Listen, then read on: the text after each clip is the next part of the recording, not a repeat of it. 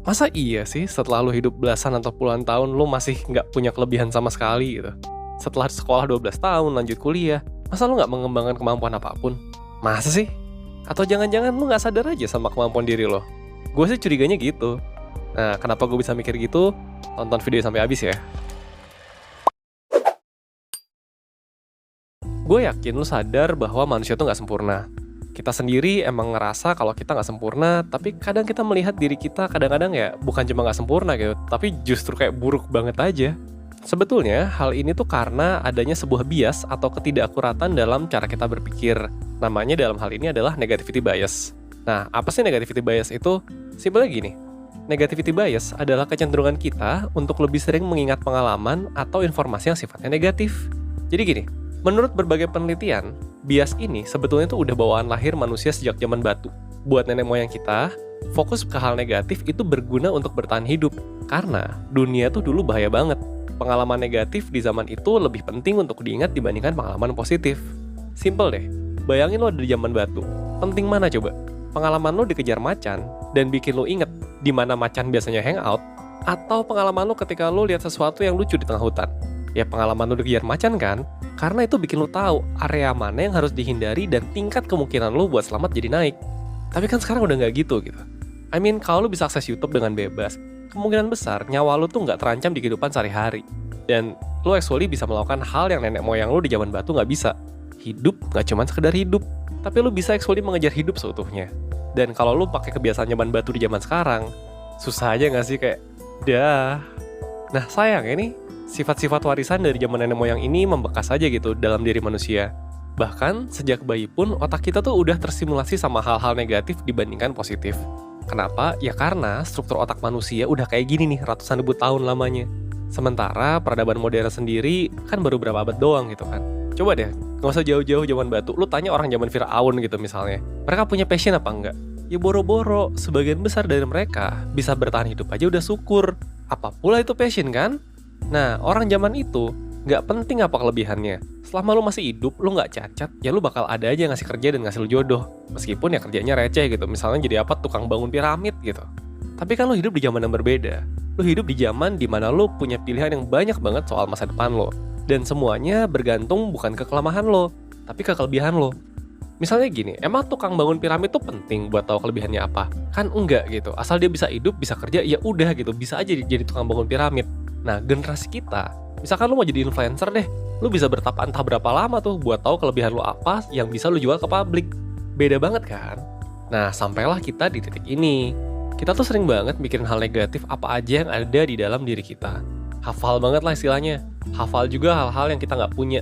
Tapi kalau ditanya apa sih yang kita punya, susah aja kan jawabnya kadang-kadang. Gue kasih contoh deh. Coba lu inget satu pengalaman di masa lalu yang udah lama nih, tapi ingetannya masih fresh kayak baru kemarin. Nah coba, kalau lu bisa mengingat beberapa pengalaman, banyakan mana coba pengalaman yang lu ingat? Yang buruk atau yang baik? Tebakan gue biasanya yang buruk gitu. Mungkin cerita lu zaman sekolah, dipermaluin guru gitu, atau ngelakuin kesalahan, atau apa gitu. Contoh lainnya coba deh, lu ingat-ingat feedback apa aja yang lu dapetin akhir-akhir ini. Kalau gue boleh nebak nih, lu pasti banyakan ingat feedback negatifnya gitu dibanding positifnya. Padahal ada kemungkinan jumlah yang lu terima tuh sama banyaknya, atau bahkan justru banyakan yang positif. Ya inilah yang tadi gue sebut dengan negativity bias. Kita tuh jauh lebih gampang buat ingat hal-hal negatif dibandingkan hal-hal positif. Dan itu kadang bikin kita nggak pede aja kan. Padahal ya sebenarnya orang lain juga pernah kok ngelakuin hal-hal bodoh kayak gitu. Nggak cuma lu doang, percaya sama gue. Satu atau semua hal itu ya sebetulnya berkontribusi ke bagaimana lu memandang diri lu juga. Salah satunya jadi lu lebih fokus ke hal-hal negatif dan kekurangan yang lu miliki. Nah, kecenderungan buat merhatiin kekurangan diri ini ada banyak banget sih dampaknya. Balik ke penelitian lagi deh. Ada sebuah eksperimen yang dilakukan oleh Muller-Pinzler tahun 2019 yang membuktikan bahwa setiap kali negativity bias kita tuh bekerja, self-esteem kita alias rasa percaya diri kita, rasa keberhargaan diri kita itu tuh terancam. Dan semakin lu sering melakukan negativity bias, semakin rendah self-esteem lu kan masalah gitu kan. Jadi gue tuh gak heran kalau misalkan buat kalian yang mungkin cukup sering melakukan negativity bias di dalam hidup kalian ini, ya kalian mungkin justru akan membangun perasaan insecure yang gede banget gitu kan. Sebuah perasaan bahwa lu tuh gak punya kemampuan dan itu tuh bikin lu jadi gak percaya diri, cemas, dan ngerasa bahwa hidup lu tuh penuh gak ketidakpastian aja. Coba deh jawab pertanyaan awal gue tadi. Apa aja sih kelebihan yang lu miliki? Gampang gak jawabnya? Tapi kalau gue ganti pertanyaan deh, apa aja sih kekurangan yang lu miliki? Kayak lebih gampang aja kan buat ngejawabin kekurangan apa aja yang kita milikin sekarang. Dan gue yakin banyak di antara kalian, pas tadi gue tanya apa aja kelebihan kalian, terus nggak bisa jawab aja. Tapi coba gue tanya gini, dari beberapa hal ini, ada berapa coba yang lo punya? 1. Bisa diajak kerja bareng. 2. Bisa menemukan sendiri solusi dari masalah lo sehari-hari. 3. Jujur sama orang di sekitar lo. 4. Bisa beradaptasi sama situasi baru dengan cepat. 5. Tidak cepat menyerah walaupun banyak hal yang perlu dikerjakan. 6. Ramah sama orang yang ada di sekitar lo. 7. Setia sama temen. Itu gue cuma nyebutin 7, tapi gue rasa lo harusnya punya beberapa di antaranya. Tapi lo nggak sadar aja kan bahwa itu adalah hal positif yang nggak semua orang punya. Dan actually ada ratusan hal baik kayak gini, dan gue yakin ada banyak banget di antaranya yang ada di diri lo. Cuma lo nggak sadar aja. Oke, lanjut dulu ya. Gue mau bahas dulu soal gimana caranya buat belajar gimana caranya kita bisa lebih nggak insecure. Atau lebih secure deh. Cara pertama yang bisa lo lakuin buat menaklukkan insecure karena pemikiran negatif adalah dengan menghentikan pikiran itu saat terjadi. Nah, untuk ini, yang harus lo lakukan adalah lo harus sadar ketika lo sudah mulai berpikir dengan negativity bias. Jadi kalau lagi bengong nih, lo lagi mikirin sesuatu, terus lo sadar secepat mungkin bahwa, oh ini gue lagi negativity bias nih, langsung stop. Bilang, stop, jangan dilanjutin, ini jahat sama diri sendiri. Kalau misalkan ngomong ke diri sendiri aja nggak cukup gitu buat lo menghentikan itu, coba lo bangun dari rebahan lo, kemudian lo jalan-jalan bentar gitu. Kunyah-kunyah dikit, atau denger lagu yang fun. Itu sih buat gue cukup banget sih, buat paling nggak mengalihkan pikiran-pikiran negatif gue yang lagi muncul, biar nggak keterusan aja. Nah, kalau misalkan lu sudah bisa melakukan itu dan buat lu tuh gampang, yang lebih efektif lagi adalah lu belajar untuk menutup balik pikiran negatif lu dengan pikiran-pikiran positif.